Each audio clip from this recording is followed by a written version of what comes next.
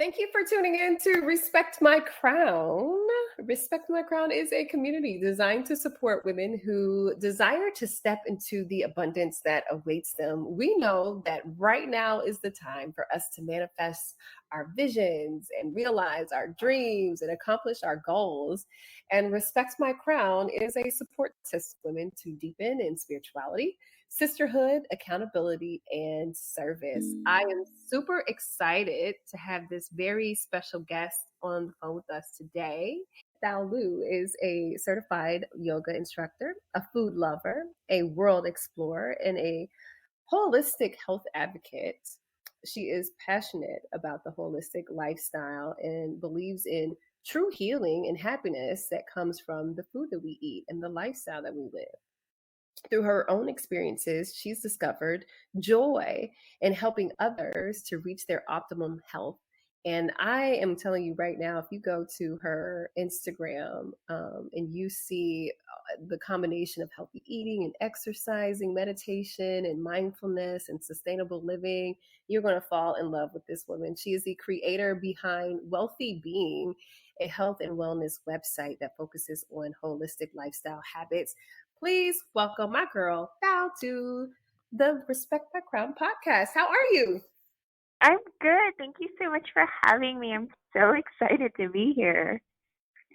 I am really excited to have you because there are so many women who are on this journey, wanting to be more healthy, wanting to be, to have just a better lifestyle and to leave these generational curses behind with the ways that we've been doing things from the past and helping our younger people to see there's a better way to live, and it's not so complicated as people think. What point in your life did you truly start caring about health and wellness, or have you been like this all your life? Well, growing up, I've always been a pretty active kid playing sports and, being involved in like different groups at school.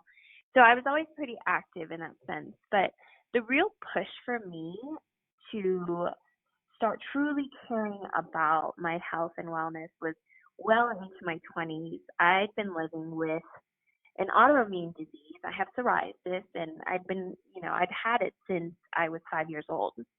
And it was one day in my 20s, I remember I was laying in bed and I just thought, you know what? I am so sick of dealing with this. I am so sick of feeling like it's my identity. And it was that point when I was like, you know what? I need to, do my research, figure out a way to deal with this and not continue using medication anymore. Because at that point, I had been Mm. gone through so many different types of medication, from oral pills to, coal tar shampoos, medicated shampoos, steroid creams. I mean, anything you could possibly think of, I had done it at that point. And I was so sick of Yeah. it. I wanted to heal myself from the inside out.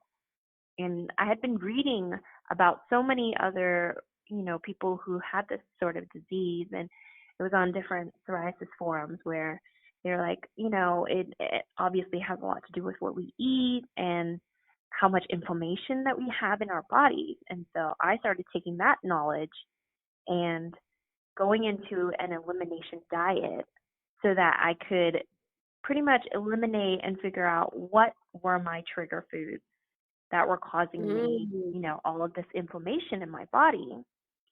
And so the three, like off the top of my head, the three different types of trigger foods for me that I worked with were gluten, dairy, and soy, which is, a lot of people are allergic to these types of foods. So I figured, you know what, let's start with these three and kind of see where it goes. And Wow. I kid you not, within, I want to say it was like 2 or 3 weeks of eliminating each of these different types of ingredients, my skin, my patches, they all sort of just disappeared. And it was the craziest thing I had ever experienced.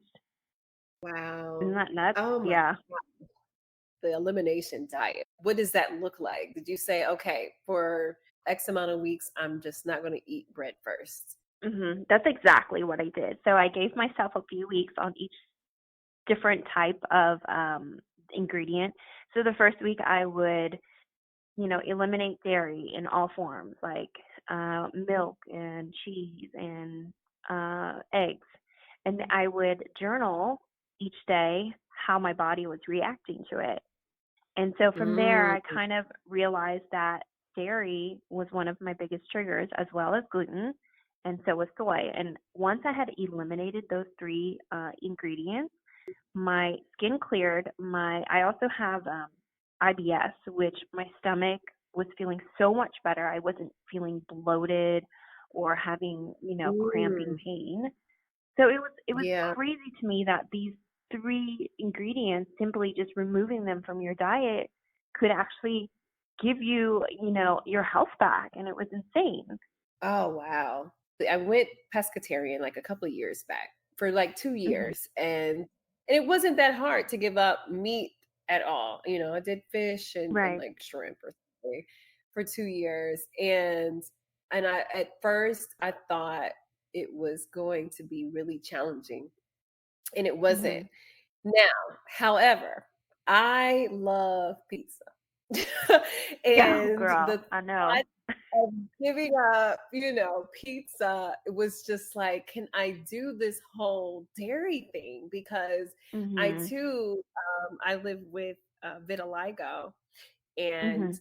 I've seen my white patches spread, and Mhm. I've read articles where people have healed themselves by becoming vegan. Mhm. And I just wonder, well, could that possibly work for me? And, Mhm. how do you even get started? Because that's a drastic change. In the process of giving up things, was it difficult for you, or did you have cravings for certain things that you loved? And what did you replace with those things? Well, I mean, I remember distinctly going into my pantry and just doing like a total clean out of everything that included those ingredients and kind of just starting from, the ground up. So I went, I cleaned everything out, and at that point, I didn't have many, items left in my pantry. So it kind of, pushed me to go and read the nutrition labels at the grocery store so that I was, buying ingredients or items that had ingredients that I could use and that were healthy for me. So it gave me a little bit more of a push to be more Mm, knowledgeable in yeah. understanding the different types of ingredients in different, foods that we eat. And for the most part, I try to cook a lot at home. I try to cook throughout the week, so it wasn't too difficult. But I remember the difficult times were when we would go out and eat, have dinner. It was a little bit tougher because at that time, I started this about 8, 9 years ago. It A lot of restaurants hadn't caught on yet, so they Oh, didn't yeah. have a lot of gluten-free options or, vegan options or dairy-free options. So it's a little bit tougher back then for me to find something that I could eat. And, there's always salad, but who wants to eat salad for dinner all the time, So at that point, I remember I would either have to substitute by eating before or eating a little bit of food before.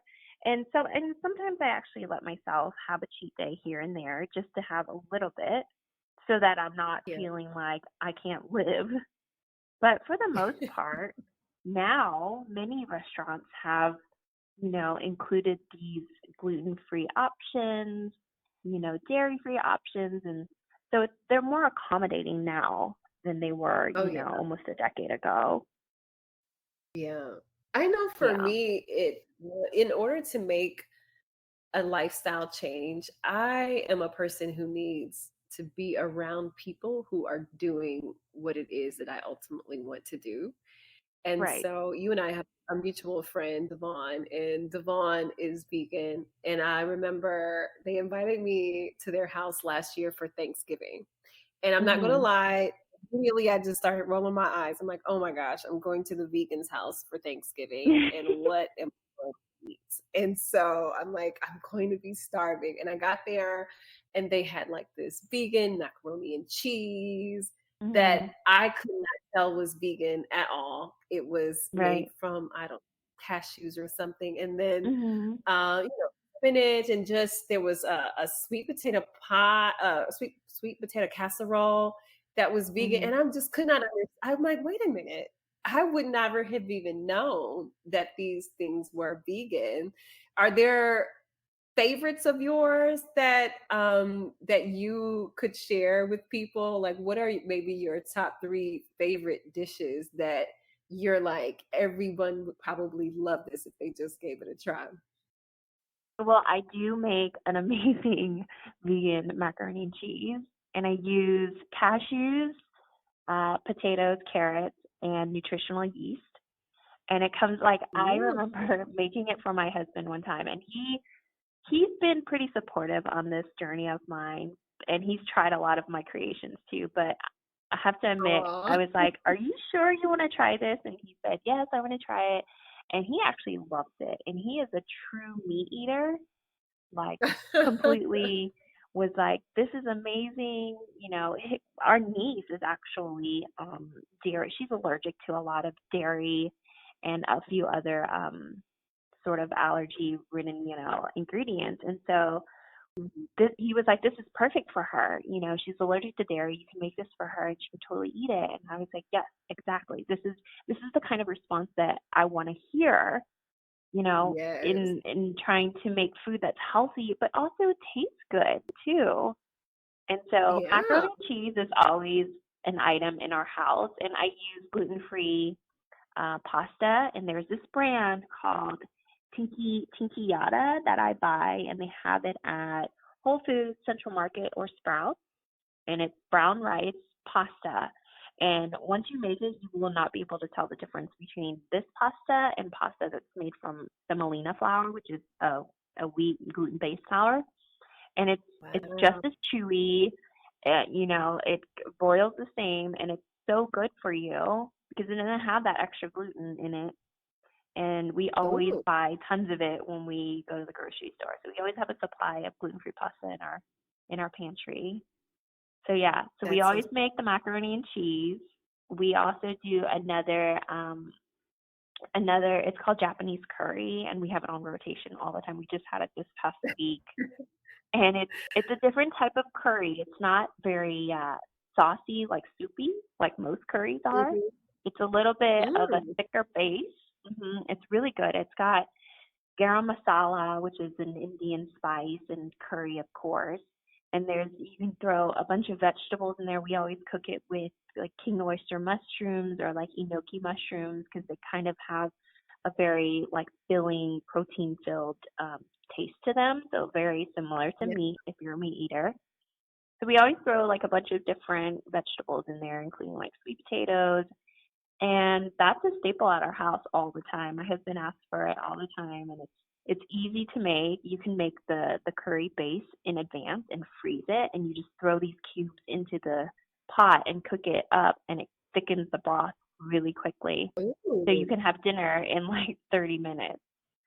I'm gonna need that Yeah, recipe. so we do a lot of curries at our house too. Yum. Yeah, that's Yeah. here too. So you haven't converted your bay over to being a No. vegan. Is it not having it? Well, we still incorporate meat here and there, but I try to at least once or twice a week cook a vegetarian or a vegan meal for him, just Okay. so Yeah. he's more exposed to it. And I haven't gotten to the point where I've fully, transferred over to a vegan diet. I I also have beta thalassemia, which is a blood disorder where it can look like an iron deficiency, but it's basically anemia. So I need a lot of certain proteins that are found in meat products. So I try to eat Yeah. some of it, but other times I get the protein from beans or legumes or things like that if I'm having Yeah. like a vegetarian meal. So Yeah. do your friends pretty much eat healthy? I think for the most part, we try to eat healthy. I mean, there's days where we want to just, have a burger or, have french fries or something like that. But for the most part, most of my girlfriends and friends in our circle are pretty healthy. And it's a good Yeah. way to kind of just feed off of each other. And most of them are pretty active. Um, so it's nice to have groups where we go and do active and fun things together. Like we love hiking, and we'll always like set some time on the weekend or something. We're like, let's go hiking this weekend, meet here. So it's good to Yes. have a like-minded group of friends that are willing to be active and healthy with you, because then it helps you also become that person as well. Oh my gosh. That's so true. It's so true. I Mhm. mean, in a way, it is true that you are the company you keep. It's like if my Exactly. friends are really big about wellness and health and Mhm. fitness, then it's probably more likely that they'll rub off on me in some way or invite me to participate in some way. Let's talk a little bit about your mindfulness practices. Where is it that you go to find, or is it going somewhere? Maybe it's how do It you bring people to where you are? I actually am participating in a company-wide mindfulness meditation challenge right now. And so for the month of October, the challenge is to meditate every single day for at least 25 days out of 31 days for at least 5 minutes a day. And you can go up to, however longer that you want, but the minimum is 5 minutes a day. And so far, I've only missed 2 days, so I think I'm on a pretty good streak this month. But meditation has been something that was pretty brand new to me until I think it was a few years ago when one of my therapists, he, kind of introduced it to both me and my husband. And it has been such a wonderful experience to meditate and see the benefits of meditation on your own self. So that's Mm. something that I try to do during the week. And sometimes I only get, 5 minutes, but I try to meditate for more when I have more time. And in doing meditation, that also leads to my yoga practice, which has been not so apparent lately, but for the most part, when I do get on the mat, it's in a way a very meditative practice for me because I'm by myself, I'm focusing on me and Yeah. I'm trying to clear my mind and figuring out, all of the things that are going on in my life and trying to keep the stresses low, which is kind of the, goal with my yoga practice. And even with those types of things, they've been so helpful in keeping my stresses low and, figuring out how to live this mindfulness lifestyle. Yeah. When did you first start hmm yoga? I started yoga, like really getting into yoga when I moved back to Houston for a brief time, and that was in 2009. And I remember going to my introduction class at like a 24-hour fitness. And I had no idea what yoga was, and I just went and did it, and I loved it so much that in 2016, which was when I got my yoga teacher certification, they really wanted to share this practice with everyone else. I remember hmm the first time someone asked me about coming to yoga. It was actually my pastor at a church I was attending, and he hmm was a yoga instructor. And he said, just come this one time. I promise you, it's going to really help you to release some of the things that are going on in your life. And I hmm could not understand how an exercise, what I thought was exercise, was going to help hmm me to like let go of things going on in my life. And I Yeah. remember the very first day that I went, I realized it's more about the mind than it is hmm the body. And Yeah. um and I was in there boo-hooing, girl. I was just boo-hooing. And I'm like, why am I crying? And the instructor that was there, they told me, they're like, this is it's normal, like it's okay, and you're Yeah. really getting this all out of your system. And I did like a Mhm. 40-day yoga challenge, and it was so incredible. And I Mhm. really I need to go back. And honestly, the only reason why I haven't gone back is just because it's been so expensive. And then, Mhm. but I just found a place that does called Black Swan Yoga here in Houston, Yes, and they do. girl. Isn't I that love the that place. best place ever? It's like, oh, they Yes. just want a donation, so whatever you can give them. Yeah. So now I have no Yeah. excuse. I actually used to work at their like when they just opened in Houston a couple years ago. I worked in their front desk. So it was awesome, like getting, Oh, discounted yoga because it's yeah. expensive. Yes, it is it's so expensive, but I see why, it's really beneficial. And if people can just be, consistent with it. I love Mhm. particularly I love the Bikram yoga, Yeah. but Yeah. you know, sometimes it gets stinky in there, and I'm just like, okay, I need like one of those little things to put under my nose, like the people who do autopsies. I need that stuff so that I can get through a whole 90-minute Yeah, class sometime. it When you really think does. of your mindfulness practices outside of yoga and meditation, what else do Mhm. you include into your practice? So if you so this is kind of a place where I find peace in a way. If you follow my Instagram handle, you'll know that I am a huge plant lady and I love plants. I have no idea why I love plants. There's just something about growing a plant and having it grow in your home is very fulfilling for me. So I'm a Yeah. little obsessed with plants, and I have a green room in the back of my house, which is, an extension of my home that I've kind of turned into a plant room, and it has tons of plants in there. We have like a day bed in there, and it's where I practice my yoga, and we also use it as our reading room. And it's been Mm, basically my peaceful area, and that's where I also meditate and find peace when I come home from work because work can be so stressful and it's hard to find the separation between work and your personal life. And so when I come home, it's like I try my best to leave work at work, and yeah. my greenhouse in the back is kind of where I find peace. And I sit there for a few minutes and kind of just go over the thoughts of the day or, meditate for a little bit or like check out my plants. And in a way, it just brings me peace. I have no idea why, but it does. And it's been Wow. really helpful too. Hmm. I was reading something the other day, this article, and it was saying that people who have plants are 70% more creative Oh, is than that people who. true? Well, yeah, and I was like, I could become a painter if I could just get more plants in this house. What else could Yeah, I yeah. possibly be doing?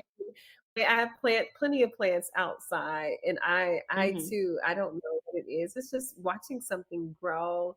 One of my favorite Yeah. plants, I don't know the actual name of it, but the nickname of Hmm. it is called a prayer plant, Oh, where the yes, girl. I leaves have one of those. fold Hmm. up. I know, I love those, and the leaves fold up when it gets dark, and Yes. I just Isn't that the love it. Like coolest thing?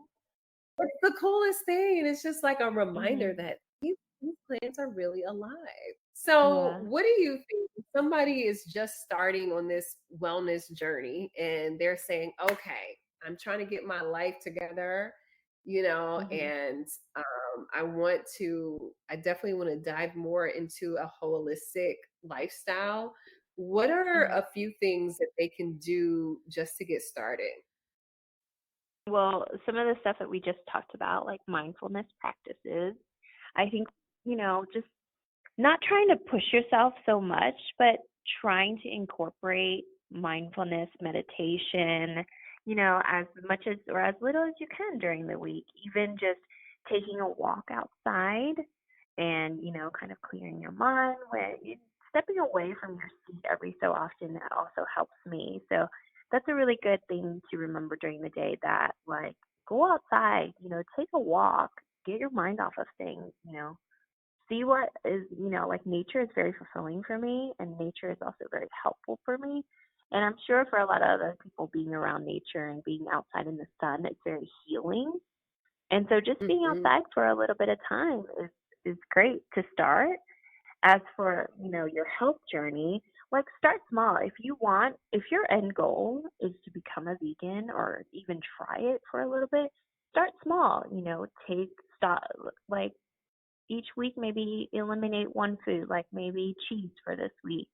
And next week, maybe milk. And just kind of slowly, start removing those items from your, food source. And slowly over time, your body just gets used to it. And I don't Yeah. crave dairy. I haven't had whole milk in I don't even know how long. And I don't even crave it anymore, you know? Yeah. So Yeah. it's slowly Mhm. taking those items out of your, system, and then just letting your body kind of slowly, get into the groove of not having that certain type of food in your life. And eventually it will, get used to it. And, there's so many other options out there. If you're looking for a vegan cheese, there's an entire aisle at the grocery store that, has so many different brands of vegan cheese that you could substitute with in the meantime. If cheese is something that, Mhm. you can't live without, you know? Yeah. And so just kind Yeah. of just starting small and doing one or two things at a time, and then just slowly getting into it. And for the most part, your body will get used to it. And I think the journey will be a little bit easier for you instead of just going cold turkey and, eliminating everything at once. And they say it takes 21 days to form a habit. So give it at least a month before you come back and say, this is not what I want. And there's Mhm. always, time to change. You can, reevaluate and, make different changes. And so it's all just, Yeah. very little at a time. So it's not like shocking to the body. That's right. That's right. Because Yeah. that is probably what makes people give up so quickly is they're trying Mhm. to do everything. They're like, okay, I'm gonna lose weight and I gotta lose 30 pounds by Mhm. next Friday. So I'm just not gonna eat anything but water and lettuce. And you're like, no, I that doesn't know. make sense. Your body's not gonna be able to handle that. So just Yeah. take some baby steps. Yeah, baby Answer steps. this right Exactly. here. If I knew then what I know now, fill in the blank. If I knew then what I know now. So this for me in regards to reproductive health. I haven't mentioned this, but I am on a fertility journey right now. And, it's been like this for several years. So if I knew what I know now and I could tell my younger self, would be to get a fertility assessment done in my 20s. And Wow. we as women, nowadays are waiting a little bit longer to have children.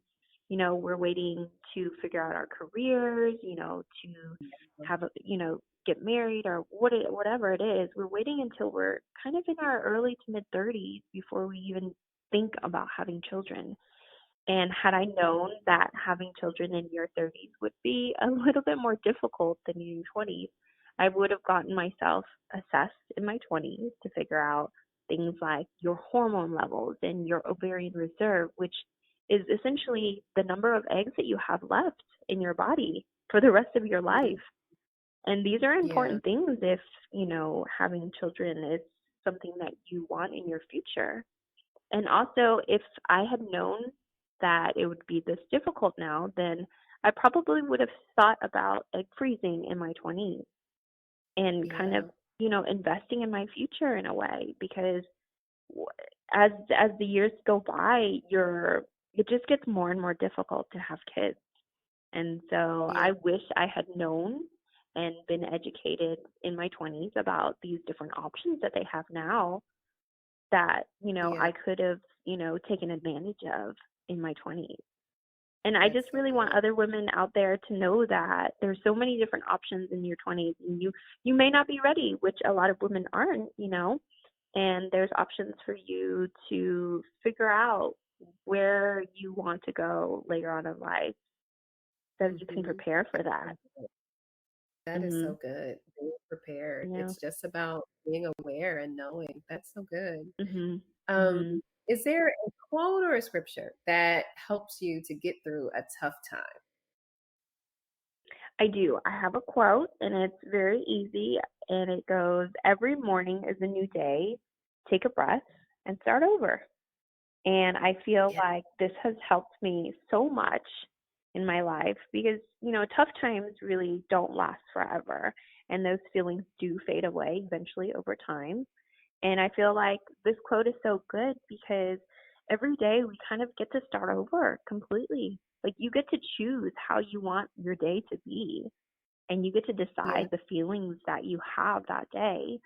So the ability to get to start fresh completely the next day it's very, helpful in knowing that I don't have to stay in this, feeling or this way today. Like I yeah. can choose how I want to feel. And so That's so knowing good. that has really helped me get through, a lot of my tough times. I will need to print that on a t-shirt. I So you can actually remember. have it on like a little magnet on my refrigerator. I love it because it's so true, and we need to see that, as a reminder that it's just temporary. If sometimes it Exactly. doesn't feel that it's temporary, but it really is. I Mhm. always end my interviews asking my guests to share an affirmation, and it starts with "I am." Okay. Let's see. I am very blessed because I think about a lot of my journey through health and wellness. And even though, I've had a lot of bumps in the road with, what I've been going through, I still feel very, very blessed in life. And I think about, the fact that I'm alive and I have an amazing support system. I have friends and family and my husband that, have been helping me through this journey.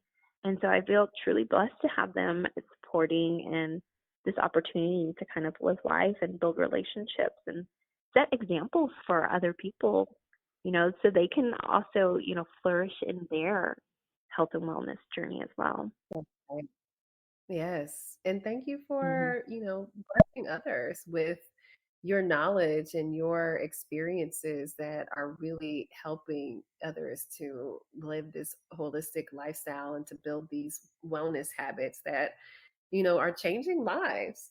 I want to Hmm. encourage you all to follow Thao. What can you tell everybody where they can go to follow you? Yes, so you can visit my website. It's Wealthy Being, and it's spelled WhealthyBeing.com.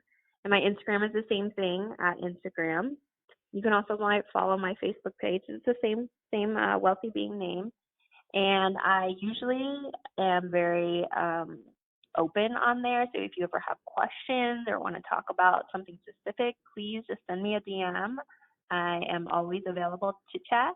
So, yep, that's where you can find me. Yay! And you will Yay. love out her blog. I mean, you want to know about sustainable living and fitness, recipes, her plants, just the different things that she's doing with her active lifestyle. And you might even see a couple of cats on her page, and we all love cats. So Yes, I do. I make do sure love cats. that you make sure that you check her out. Thank you so much for being a part of Respect My Crown, the podcast. I appreciate you. And when I get to Austin, I'm going to come visit very Yes, please soon. come visit me. I would love to hang out and show you around all Austin has to offer. Promise to make me some vegan macaroni. Yes, And girl. I'll be We'll eat some vegan macaroni and cheese. You are tuned in to Respect My Crown, the podcast. I'm Jillian JJ Simmons. Have a beautiful day.